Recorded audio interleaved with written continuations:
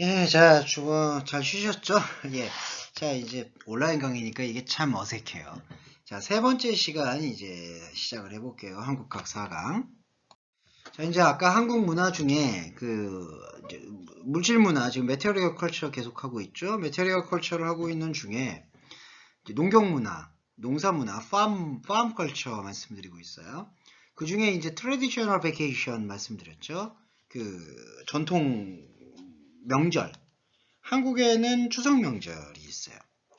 그러니까 이게 추석이라는 게 어떤 뜻이냐 하면은 이것도 중국어 한자예요. 한자에서 유래했으니까요.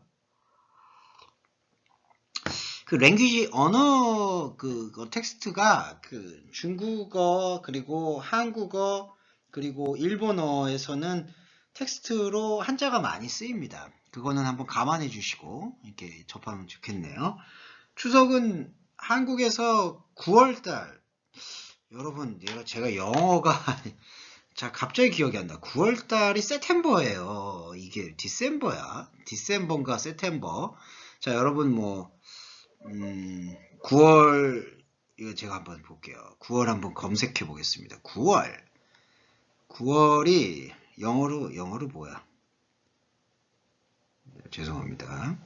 9월의 영어 약자. 여러분, 잠깐만 기다려 주세요. 자, 9월이 세템버 맞아요. 자, 9월 세템버나 아니면은 옥토버, 10월, 9월이나 10월 중에 한 일주일 정도, 원 위크 그 정도 쉬는 게 바로 추석 명절이에요. 그 추석 명절을 왜 쉬냐? 이게 너무나 문화적으로 당연한 건데 어, 한국은 거의 일모작이에요. 그러니까 한 번 씨를 뿌려서 그 씨를 뿌린 벼를 나중에 거둬요. 그 거두는 시기가 가을이에요. 웨터. 가을에 이게 그러니까 쌀을 거두는 거죠. 라이스, 그러니까 식량을 거두는 겁니다. 식량을 한번 거두고 나면은 그 다음에는 겨울은 쉬는 거예요. 그리고 다시 그 다음 해 봄에 또 씨를 뿌리죠. 그러면 씨를 또 걷죠. 자, 그게 바로 이제 순환인데 추석 명절은 씨를 뿌렸던 거를 걷어요. 추수를 해요. 재배를 합니다. 추수를 하고 난 다음에 그 다음에 이제 한 해의 농사를 다 지었다. 그런 것들을 기념하기 위해서 쉬는 거죠. 근데 그 농사가 이제 뭐 흉년이었냐, 풍년이었냐, 뭐 그런 거는 결정이 되겠죠. 그런 것들에 따라서 한 해를 뭔가 그러니까 한 해의 농사를 마무리하는 농경 문화에서에 있는 그 어떤 역사적으로 쌓아온 하나의 문화적인 흐름이다. 그렇게 보시면 될 것 같아요. 그래서 한국에서 코리아 컬처에서의 농경 문화의 특징 중에 결정적인 부분이 추석 명절을 산다라고 얘기해요. 자, 그리고 소를 중시합니다. 카우. 소를 되게 중요하게 생각해요. 자, 한국에서 소를 왜 그렇게 중요하게 생각할까? 이거는 종교적인 이유하고는 좀 달라요. 그러니까 여러분, 지금 인도에서 공부하러 오신 분은 안 계신 것 같은데, 힌두교에서는 소가 종교적 대상이잖아요. 하나의 릴리션 서브젝트인데, 어, 우리 한국 문화에서 소를 중요시하게 생각하는 거는 소가 우리에게 여러 가지 어떤 도움을 주기 때문에 중요하게 생각한다라고 볼 수가 있어요. 그러니까 한국에서 소를 중요시하는 것은 종교적인 이유가 아니라 우리의 일상의 삶에서 마치 자연의 일부처럼 인간의 삶에 도움을 주고 있기 때문에 소를 중요하게 생각한다라고 보시면 되겠어요. 왜냐하면 소가 농사를 지을 때 그 땅을 이렇게 경작을 하는데 매우 큰 도움을 줘요. 그러니까 밭을 갈아야 되잖아요. 여러분 농사하시는 분도 계실지 모르겠는데 농사를 해보면은 땅을 갈잖아요. 근데 지금이야 뭐 사실은 팜머신이 농기계들이 이제 다 있죠. 트랙터라든지 뭐 그러니까 팜머신 그러니까 뭐 요즘엔 드론으로도 이제 농사를 짓는데 근데 옛날 시대에서부터는 그렇게 농기계가 발달을 하지를 않았죠. 그러니까 농기계가 발달을 안 하다 보니까 소가 그 일을 대신하는 거예요. 그러니까 사람이 해야 될 일을 소가 대신한 거죠. 그리고 소가 또 하나의 어떤 또 중요한 역할을 해줍니까? 자기가 그 몸이 이제 죽으면 우리한테 식량이 되잖아요. 푸드가 되죠, 소가. 이게 뭔가 미식가들이 즐기는 그러한 어떤 음식만이 아니라 되게 중요한 어떤 영양분을 인간에게 공급을 하죠. 그러니까 소는 우리 농사를 짓는 데 있어서 되게 필요한 어떤 도구의 역할도 하면서도 우리의 중요한 어떤 그 푸드 스토러지, 식량 창고의 역할도 함께 해주기 때문에 그런 의미에서 농경사회에서, 한국의 농경사회에서는 소가 매우 중요시 여겨진다. 되게 중요하게 취급되죠. 이 부분이 바로 이제 한국 문화의, 한국의 그 메테리얼 컬처 중에 물질 문화의 한 특징입니다. 자, 그 다음에는 그 농기구 얘기를 좀 해볼게요. 쟁기 있어요. 자, 물질 문화 중에 되게 중요한 게 이게 쟁기인데, 쟁기가 뭐냐면은 제가 아까 그 소 얘기하고 연결해서 좀 말씀을 드리면, 땅을 이제 퍼내는 거예요. 여러분 그 씨앗을 뿌리려면 이렇게 땅을 퍼내야 되잖아요. 근데 이제 한국이 갖고 있는 토양이요. 되게 습도가 높고, 그리고 산이 많았고, 그리고 돌이 많아요. 그래서 땅을 되게 이게 파기가 되게 어려워요. 그러니까 땅을 되게 파내려면 막 딱딱한 것도 있고 돌도 있고 하니까 되게 강하고 날카로운 게 필요하잖아요. 농기구가. 그 강하고 날카로운 농기구를 개발해내고 그 개발해내서 가장 효율적으로 사용되는 게 농경사회에서 가장 효율적으로 사용되는 농기구가 바로 쟁기예요. 쟁기. 자, 여러분 얼굴을 못 보니까 내가 너무 되게 우습다, 답답하다. 근데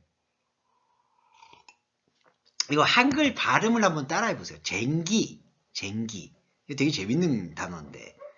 구글에서 한번 또 검색을 해봐요. 그러면 쟁기가 이 베트남어로는 뭘까? 중국어로는 쟁기가 뭘까가 아마 조금 연상이 될 것 같아요. 아무튼 이게 농기구예요. 그 농기구인데 되게 이노베이터해요. 그러니까 되게 혁신적이에요. 되게 날카롭고 약간 부메랑 여러분 아세요? 큰 철기로 된 부메랑? 그런 느낌이에요. 이 쟁기가. 그리고 이 쟁기로 인해서 되게 재밌는 게 이 농기구로 인해서 도시가 나타나네. 그러니까 도시가 형성되는. 그러니까 이게 이제 한국의 오래전 역사인데요. 이 농기구가 이 쟁기가 딱 등장을 하니까 철기 시대 때 쟁기가 등장을 하니까 완전히 이제 그러니까 이렇게 패러다임이 달라지는 거야. 그러니까 옛날에는 그냥 뭐죠? 그냥 만약에 쌀 한 박스 정도 이렇게 생산할 그 프로덕트할 어마운트였다면 이 농기구 쟁기가 등장하고 난 다음에는 막 100박스, 100박스, 뭐 200박스. 그러니까 쟁기 이전에는 1박스만 프로덕트 했다라면은 쟁기 이후에는 100박스, 200박스 이상을 성과를 내는 거예요. 생산을 해내는 거예요. 그러니까 이 잉여, 곧 스토러지 할 수 있는 식량이나 아니면은 이게 재물이 늘어나는 거죠. 한마디로 물질이 늘어나는 거예요. 이게 재산이 늘어나는 거죠. 재산이 늘어나면은 뭐가 생기냐면 사람들이 와요. 그러니까 사람들이 모이는 거죠. 왜냐하면은 모아놓은 어떤 비축한 것들이 많으니까 사람들도 그만큼 많이 모여드는 거겠죠. 그러니까 도시가 생기는 거예요. 이 쟁기라는 게 그래서 이 한국의 농경사회나 물질 문화를 잇는 데 있어서는 되게 뭔가 중요한 인포메이션으로 작동하는 거죠. 농기구 쟁기. 그리고 여러분 도시가 세워지면요. 사람들이 막 많이 모여 살잖아요. 그러면은 뭐가 필요할까요? 시스템이 필요하죠. 그러면 시스템은 누가 이거를 컨트롤해야 될까요? 자, 컨트롤하는 기관이 필요한 거예요. 그래서 여러분 중국에는 바로 당이 있죠. 당. 그리고 베트남에도 당이 있죠. 이게 뭐냐면은 이제 바로 폴리티컬 시스템입니다. 그러니까 정치 체제가 나오는 거예요. 정치 체제도 그냥 보통 그냥 이렇게 소프트하게 접근하는 게 아니라 되게 스트롱하게. 그러니까 스트롱 폴리티컬 시스템이 이 쟁기라는 농기구로 인해서 등장을 한다라는 거예요. 재밌죠? 어떻게 보면은 도구 하나인데 이게 어떻게 패러다임을 바꾸는 거네요. 자, 이런 게 이제 문화의 힘인데, 컬처의 힘인데, 이게 잠깐만 예를 들어서 좀 딴 얘기를 해보면, 오늘날의 21세기에서의 이 컬처 코드가 뭘까요? 그러니까 제가 지금 말씀드리고 있는 거는 그러니까 과거의 오래된 시절에 이제 그 이노베이터 툴, 혁신적 도구였다면 쟁기가 오늘날의 가장 혁신적인 이노베이터 툴은 뭘까요? 스마트폰이죠. 뭐 말할 필요가 없겠죠. 스마트폰이고 그 다음에 새로운 미디어 플랫폼이죠. 뭐 유튜브라든지 페이스북 그리고 여러 가지 SNS 이게 새로운 미디어 플랫폼 그리고 뭔가 새로운 그 커뮤니케이션 툴 스마트폰이에요. 스마트폰이 완전히 그 세계를 바꾼 거죠. 그러니까 월드 체인저가 된 거죠. 자, 쟁기도 마찬가지였던 거예요. 옛날에 한국의 물질 문명의 매터리얼 컬처를 좌우했던 중요한 인포메이션은 바로 쟁기예요. 쟁기로 인해서 시티, 곧 도시도 생겼고 그리고 strong political system도 등장하게 만들었다는 거죠. 자, 그게 바로 이제 물질 문화를 형성하고 있는 하나의 흐름이다. 이렇게 보시면 좋을 것 같네요. 자, 그리고 한국에 오래된 집이 있습니다. 그걸 이제 포크하우스, 민가라고 해요. 여러분 경복궁에 가시면은 뭐 한복도 입으시기도 하고 하지만 이것도 검색해 보세요. 한국 민속촌이라고 있어요. 한국 민속촌에 가보시면 한국의 전통 문화, 그러니까 코리아 트래디셔널 컬처를 뭔가 체험해 볼 수 있는 그러한 장소가 있습니다. 여러분이 코로나19 사태가 좀 가라앉으면 저와 여러분이 같이 한번 이렇게 체험을 해보는 것도 좋을 것 같은데, 요 민가를 한번 체험해 보는 것도 상당히 좋을 것 같은데, 예, 이게 이제 한국의 물질 문화를 대표하는 그 집 중에 하나예요. 이 집에 대해서 잠깐 좀 설명을 드려볼까요? 한반도에, 그러니까 한국이라는 지형에 맞춰서 집들이 지어졌어요. 근데 옛날에 집들이 어떻게 되어 지어졌냐 하면은 이게 볕단이라고 하나? 볕단. 그러니까 이것도 한번 검색해 보세요. 농사를 짓고 이렇게 남는 거 있죠. 그러니까 이게 농사를 지을 때 볏집이 있어요. 볏집. 그러니까 농사를 지어서 남는 것들이에요. 자, 그렇게 농사를 지어서 남는 어떤 자연적인 재료를 가지고 지붕을 만들어요. 탑을. 초가지붕이라고 합니다. 그걸. 그리고 한국의 이게 집이 옛날 집, 트래디셔널 하우스, 포크 하우스는 이게 높이가 낮아요. 천장이 낮습니다. 천장이 낮은 집들의 이유가 있어요. 너무 갑자기 뭐 바람이 분다든지 비가 막 쏟아져가지고 천장이 높으면은 그만큼 위험할 수가 있으니까 그 위험 요소를 줄이기 위해서 천장을 낮게 하고 또 처마도 낮아요. 그리고 지붕은, 탑은, 루프는 그 볕단이라고 하는 자연 재료를 사용했다. 자, 그렇게 되어 있죠. 그게 이제 포크하우스의 특징인데, 이거는 여러분 직접 이미지를 구글을 통해서 코리아 트래디셔널 하우스 혹은 코리아 포크하우스 그렇게 한번 검색을 해보세요. 그러면 사진을 보시면 알 수 있을 거예요. 사진을 한번 검색을 해보세요. 그리고 여러분 한국은 윈터 겨울 때 매우 추워요. 매우 추우니까 그걸 어떻게 해야 되냐면은 바닥에다가 온돌을 만들어요. 야, 온돌 이게 뭐냐? 웜스톤 디바이스, 온돌 장치 이렇게 표현합니다. 그러니까 여러분들은 지금 다 침대 쓰시죠? 침대 다 사용하죠? 근데 자, 한국의 옛날 집들은 침대 없어요. 뭐냐, 다 바닥에 잠자는데, 자, 바닥에 잠을 자는데, 바닥에 그냥 누워있으면은 겨울 때 되게 춥겠죠. 그러니까 그 추위를 방지하기 위해서 바닥에다가 방에, 룸의 바닥에 밑에다가 이제 석가래 돌입니다. 돌이 따뜻해질 수 있도록, 돌이 따뜻해질 수 있도록 그거를 이렇게 통로를 만들어 줘가지고 그 통로 사이로 불을 지펴서 열을 전달해요. 그게 온돌 장치예요. 그래서 그 키친이죠. 키친이라고 하죠. 부엌 여러분. 한국의 옛날 집 올드 하우스에 가보시면 부엌에 여러분 이것도 고유의 한국어입니다. 아궁이가 있어요. 아궁이에다가 그 나무로 불을 떼요. 그러면 나무로 불을 떼면은 그 불에서 막 그 스팀하고 되게 히트 되잖아요. 그 열기가 각 집의 방바닥으로 그 열기가 이렇게 흐르는 거예요. 연결되는 거예요. 그러면 바닥이 되게 뜨거워요. 자, 그게 이제 한국의 트래디셔널 하우스 혹은 포크 하우스의 가장 대표적인 특징이 바로 이 온돌장치, 웜 스톤 디바이스입니다. 그러니까 바닥이 그러면은 한국의 집은 바닥이 뭘로 만들어졌느냐? 돌로 만들어졌다라는 거죠. 스톤. 돌이 어떻게 뜨거워지느냐? 열기를 전달하면은 그 열기를 그대로 받아들이니까 뜨거워지는 거예요. 그러면 겨울의 추위를 견딜 수가 있는 거죠. 자, 이런 게 이제 온돌 장치고. 그리고 이제 한국의 트래디셔널 하우스는 벽이 되게 터프해요. 두꺼워요. 그러니까 하드월이라고 하죠, 이거를.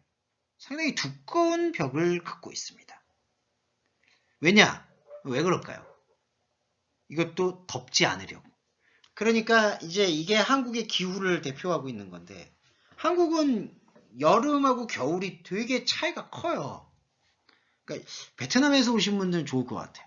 기온 차이가 그렇게 안 크죠. 그러니까 우기나 건기라고 얘기하죠. 겨울이나 여름이 막 되게 막 덥고 되게 춥고 이러지 않죠. 막. 근데 한국은 그 기온차가 너무 커. 겨울 때 너무 뭔가 춥고요. 막 hot cold, 오.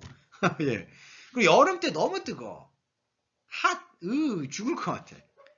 자, 그러니까 여름 때 또 우리의 옛날 한국의 트래디셔널 하우스는 벽을 두껍게 한 이유는 이제 바람이 잘 그러니까 밖에서 들어오는 열을 차단하고, 태양열을 차단하고, 안에 있는 뭔가 선선한 그 바람을 계속해서 공급해 주기 위해서 벽을 두껍게 써요. 그러니까 벽은 두껍게 썼죠. 바닥은 온돌장치 만들어죠. 그러니까 벽을 두껍게 써서 여름 때 핫한 거, 더위를 막고, 바닥을 돌을 써서 겨울 때 이 집을 아주 훈훈하게, 뜨겁게 이렇게 유지시켜주는 그러한 어떤 지혜가, 윗섬이 엿보이는 게 바로 포크하우스다라고 볼 수 있습니다. 자, 이거는 꼭 한번 한국 민속촌이라고 검색을 해보시면 거기 보여요. 구글을 통해서 사진을 미리 한번 보시면 좋겠고, 다음에 이 수업 클래스 중에 기회가 되면 함께 그걸 이제 현장 학습이라고 표현할까요? 현장 학습을 한번 해보면 좋을 것 같습니다. 자, 그리고 이게 집들이 좀 형태가 달라요. 지역마다 형태가 달라요. 그러니까 폼이 다르다고 할 수 있겠죠. 자, 그 함경도라고 하는데, 함경도 여기 지금 텍스트 보세요. A, B, C, D로 나눠져 있죠. 함경도가 어디냐면 노스코리아에 있는 지역이에요. 그 지도를 보시면은 이렇게 좀 확인해 보실 수 있습니다. 자, 노스코리아에 있는 집은 이게 이제 한자로 말하면 전자형인데, 자, 정사각형에다가 이렇게 크로스 돼 있죠. 예. 그래서 이게 이제 그 평면도라고 생각하시면 될 것 같은데, 함경도의 집은 이렇게 전자형으로 돼 있어요. 예. 자, 요렇게 형태가 되어 있고, 그 다음에 B 볼까요? 두 번째. 경기나 충남도 이거는 다 사우스 코리아 영역이에요. 자, 이거는 다 어떻게 되어 있느냐면은 이렇게 기역자형. 예, 기역이라는 게 한자와 한국어 자음입니다. 그러니까 코리아 랭귀지의 자음이에요. 자음. 기역. 이렇게 되어 있어요. 저 앞에. 그리고 서울이죠. 좀 여러분들과 제가 함께 하고 있는 곳이 지금 서울이죠. 서울은 어떻게 집이 되어 있느냐 이렇게 네모나게 되어 있어요. 정사각형. 네모나게. 그래서 이제 문이 있으면은 좌우로 그리고 바로 앞으로 다 방이 있고 부엌이 있고 그렇게 되어 있어요. 자, 그리고 좀 사우스 코리아에서도 좀 내려가면 저 남부 지방엔 전라도와 경상도가 남부 지방이에요. 남부 지방은 그냥 이렇게 리니어예요. 리니어. 그러니까 이게 집의 구조가 직선이에요. 직선. 그러니까 방이 이렇게 직선으로 이렇게 배치가 되어 있죠. 그리고 앞에 바로 대문이 있고.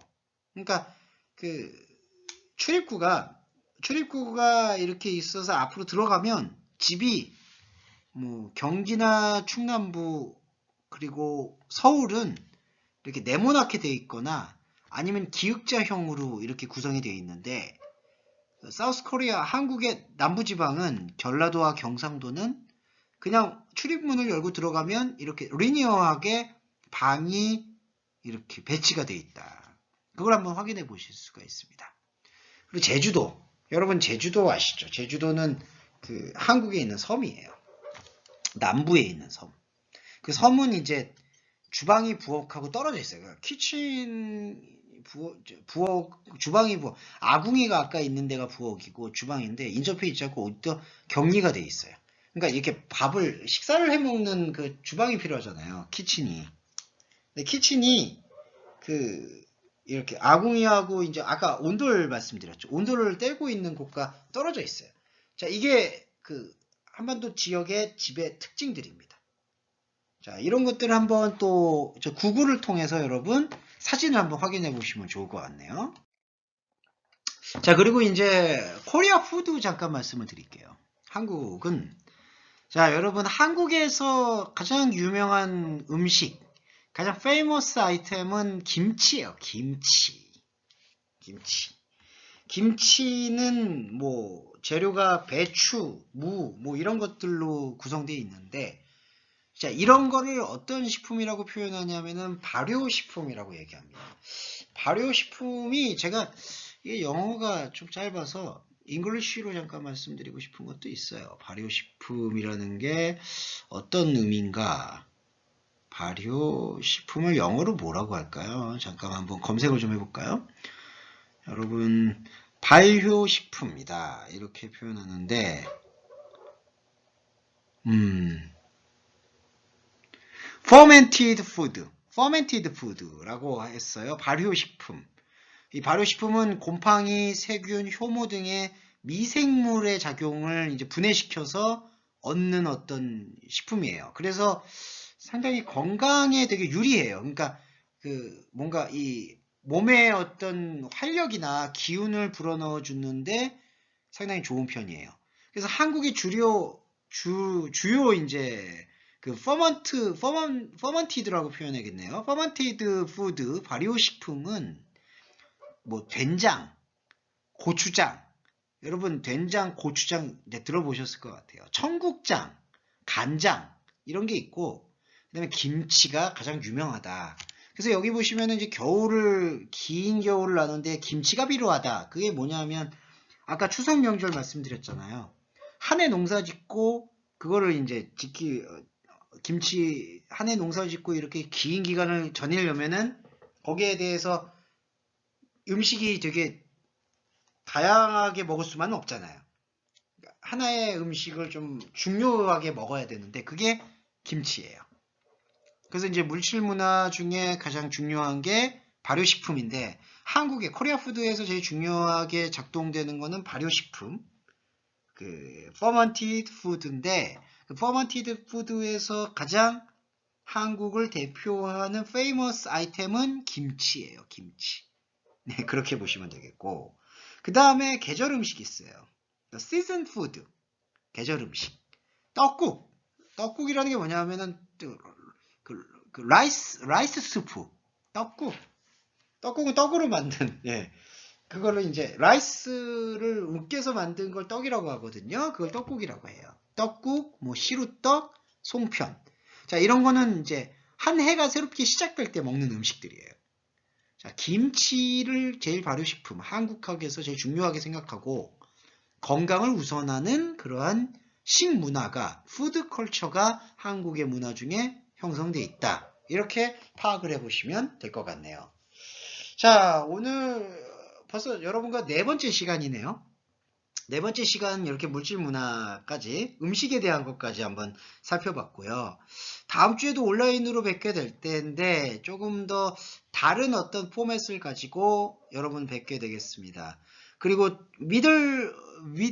중간고사, 여러분 중간고사 그 미들 익스테이션은 그 레포트로 대체하도록 하겠는데, 지금까지 배웠던 것들을 여러분들이 잘 그냥 이렇게 서머리하는 그러한 어떤 레포트 제출이 중간고사 그 레포트가 될 것 같아요. 그걸 염두에 두시고 계속 강의에 참여해 주시면 좋겠습니다. 자, 건강 조심하시고요. 다음 주에 만날게요.